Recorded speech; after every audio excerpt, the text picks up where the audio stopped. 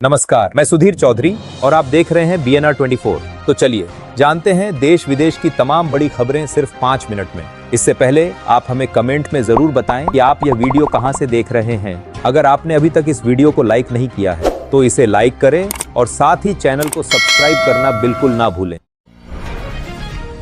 Operation बुनियान के तहत पाक पीएम शहबाज शरीफ ने सेना प्रमुख मुनीर को जो तस्वीर भेंट की वह असल में चीन की सैन्य ड्रिल की निकली। सोशल मीडिया पर दोनों की जमकर फजीहत हो रही है और यूजर्स ने खूब मजाक उड़ाया। पाकिस्तान की सुप्रीम कोर्ट के फैसले से सेना और जनरल आसिम मुनीर को बेजोड़ ताकत मिल गई है। मीडिया का कहना है हालात अयूब खान के दौर जैसे हो सकते हैं जब नागरिक अधिकार छीनकर कोर्ट मार्शल किए जाते थे। डर गहराता जा रहा है। बांग्लादेश में रह रहे चीनी नागरिकों को चीन ने चेतावनी दी है कि वे विदेशी दुल्हन खरीदने जैसी गतिविधियों से दूर रहें। दूतावास ने एडवाइजरी जारी कर कहा, ऐसा करने पर उन्हें कानूनी कार्रवाई और गंभीर परिणाम भुगतने पड़ सकते हैं। गुजरात में पीएम मोदी ने कहा, पहलगाम हमले की तस्वीरों ने मेरा खून खौला दिया था। ऑपरेशन सिंदूर में सेना को खुली छूट दी गई। 22 अप्रैल को हुए हमले का बदला 6 मई को 22 मिनट में लेकर आतंकियों को मार गिराया गया। दिल्ली भाजपा ने जिलाध्यक्षों की नई सूची जारी की है। चांदनी चौक से अरविंद गर्ग, शाहदरा से दीपक गाबा, मयूर विहार से जितेंद्र धामा और करोल बाग से वीरेंद्र बब्बर सहित कई क्षेत्रों में नए अध्यक्ष नियुक्त किए गए हैं। बक्सर के चौसा पावर प्लांट गेट पर बाइक सवार बदमाशों ने दिन दहाड़े राजद नेता अर्जुन यादव को गोली मारी। हालत गंभीर, वाराणसी रेफर। पुलिस सीसीटीवी से पहचान में जुटी। पार्टी कार्यकर्ताओं में आक्रोश। कांग्रेस ने 2 वीडियो जारी कर पीएम मोदी को घेरा। जयराम रमेश ने साझा किए क्लिप जिनमें मोदी जाति जनगणना की आलोचना करते दिखे। कांग्रेस बोली, मोदी बदलते हैं रुख, जनगणना पर विपक्ष की कोशिशों को नकारते हैं। भारत में कोविड-19 के सक्रिय मामले 257 से बढ़कर 1009 हो गए हैं। पिछले सप्ताह 752 नए मामले सामने आए, 7 लोगों की मौत हुई, जबकि 305 मरीज ठीक होकर अस्पताल से डिस्चार्ज हुए। संक्रमण में अचानक वृद्धि से चिंता बढ़ी। पीएम मोदी की चेतावनी के बाद बीजेपी ने कांग्रेस पर परमाणु नीति से समझौते का आरोप लगाया। राजीव गांधी की विदेश नीति को घेरा गया। कांग्रेस ने जवाब में मोदी सरकार पर एफडीआई में गिरावट का आरोप लगाया। एआईसीसी ने हरियाणा और मध्य प्रदेश के लिए 71 ऑब्जर्वर नियुक्त किए। ये पर्यवेक्षक पीसीसी प्रतिनिधियों के साथ मिलकर जिला कांग्रेस कमेटियों की नियुक्ति प्रक्रिया पूरी करेंगे। केसी वेणुगोपाल ने नियुक्ति की पुष्टि की। बांग्लादेश के अंतर्राष्ट्रीय अपराध न्यायाधिकरण ने पूर्व पुलिस आयुक्त हबीबुर रहमान हबीब और 7 पुलिस अधिकारियों पर 2024 विद्रोह के दौरान भीड़ पर गोली चलाने के मामले में आरोप तय किए हैं। अगली सुनवाई 3 जून को होगी। बहरीन में असदुद्दीन ओवैसी ने कहा, पाकिस्तान के आतंकी और इस्लामिक स्टेट की विचारधारा में कोई फर्क नहीं। भारत ऑपरेशन सिंदूर के जरिए आतंकवाद के खिलाफ दुनिया को सच्चाई दिखा रहा है। इजरायल में अमेरिकी दूतावास पर मोलोटोव कॉकटेल से हमला करने की कोशिश करने वाला दोहरी नागरिक जोसेफ न्यूमेयर गिरफ्तार। वह सुरक्षा गार्ड से भिड़ा, बैग छोड़कर भागा। न्यूयॉर्क एयरपोर्ट पर हिरासत में लिया गया। ट्रंप समेत अमेरिकियों को ऑनलाइन धमकियां भी दी थीं। ईपीएफ खाता धारकों के लिए खुशखबरी। वित्त मंत्रालय ने 2024-25 के लिए 8.25% ब्याज दर को मंजूरी दी। 7 करोड़ से अधिक लोगों को मिलेगा फायदा। जल्द खातों में जमा होगी ब्याज की राशि।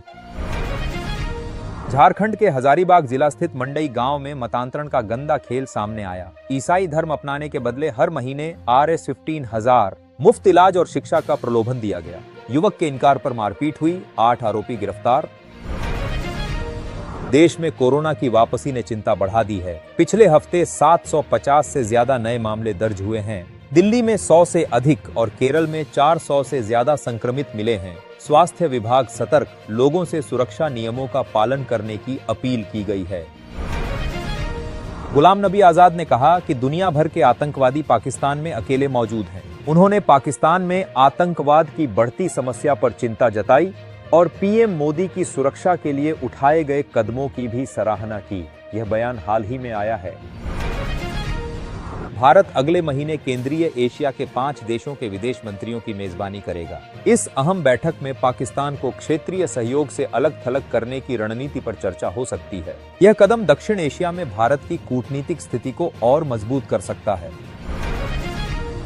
भारत ने TRF आतंकी संगठन के खिलाफ UN में ठोस सबूत दिए हैं, लेकिन UNSC में कार्रवाई लगातार टल रही है। इसकी बड़ी वजह है चीन, जो हर बार वीटो पावर का इस्तेमाल कर आतंकियों को बचाने की कोशिश करता है। यह वैश्विक सुरक्षा के लिए गंभीर चुनौती है। राजनयिक तनाव के बाद पहली बार विदेश मंत्री SK जयशंकर ने कनाडाई विदेश मंत्री मार्क कार्नी से बात की। दोनों नेताओं के बीच भारत कनाडा संबंधों को सुधारने, आपसी विश्वास बहाल करने और रणनीतिक सहयोग बढ़ाने पर चर्चा हुई। हिमंत बिस्वा शर्मा ने बांग्लादेश को चेतावनी देते हुए कहा कि भारत के चिकन नेक कॉरिडोर पर सवाल उठाने वाले यह जान लें कि बांग्लादेश के पास भी 2 बेहद असुरक्षित चिकन नेक हैं। भारत को धमकाने से पहले उन्हें अपने संकीर्ण गलियारों की हकीकत समझनी चाहिए।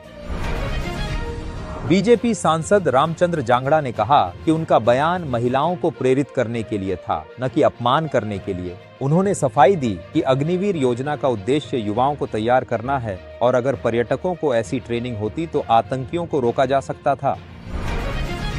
पाकिस्तान से तनाव के बीच मोहन भागवत ने कहा, जब तक हिंदू समाज मजबूत नहीं होगा, दुनिया हमें गंभीरता से नहीं लेगी। उन्होंने सुरक्षा को समाज की जिम्मेदारी बताया और आत्मरक्षा के लिए तैयार रहने की अपील की।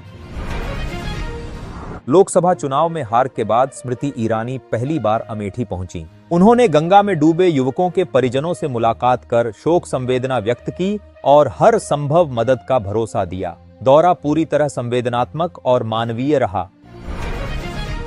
पीएम मोदी से मुलाकात के बाद नीतीश कुमार अचानक जदयू दफ्तर पहुंचे, जहां उन्होंने उमेश कुशवाहा से अलग कमरे में लंबी बातचीत की। अशोक चौधरी भी साथ थे। इस अचानक दौरे से पार्टी में हलचल तेज हो गई है।